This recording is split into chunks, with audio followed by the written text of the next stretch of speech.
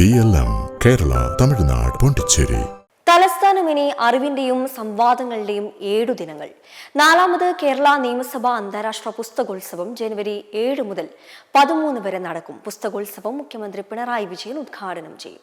ബുധനാഴ്ച രാവിലെ 11 മണിക്ക് മുഖ്യമന്ത്രി പിണറായി വിജയൻ പുസ്തകമേള ഉദ്ഘാടനം ചെയ്യുന്നതോടെ തലസ്ഥാന നഗരി അക്ഷരനഗരിയാകും. അതിനു മുന്നോടിയായി നിയമസഭാ അന്താരാഷ്ട്ര പുസ്തകോത്സവത്തിന്റെ ഫെസ്റ്റിവൽ ഓഫീസ് പൊതുവിദ്യാഭ്യാസ തൊഴിൽ വകുപ്പ് മന്ത്രി വി ശിവൻകുട്ടി ഉദ്ഘാടനം ചെയ്തു.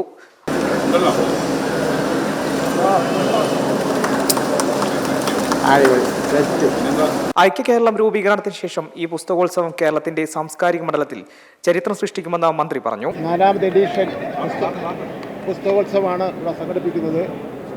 ഐക്യകേരള രൂപീകരണത്തിന് ശേഷം ഈ പുസ്തകോത്സവം കേരളത്തിന്റെ സാംസ്കാരിക മണ്ഡലത്തിൽ ചരിത്രം സൃഷ്ടിച്ചിരിക്കുകയാണ്. ഇത്തവണ NS മാധവന് ചടങ്ങിൽ മുഖ്യമന്ത്രി പുരസ്കാരം സമ്മാനിക്കും. കേരളത്തിന്റെ നിയമസഭ സംഘടിപ്പിക്കുന്ന കേരള ലെജിസ്ലേച്ചർ ഇൻ്റർനാഷണൽ ബുക്ക് ഫെയറിൻ്റെ 4th എഡിഷൻ ജനുവരി മാസം 7-ാം തീയതി നാളെ ബഹുമാനപ്പെട്ട മുഖ്യമന്ത്രി ശ്രീ പിണറായി വിജയൻ ഉദ്ഘാടനം ചെയ്യും.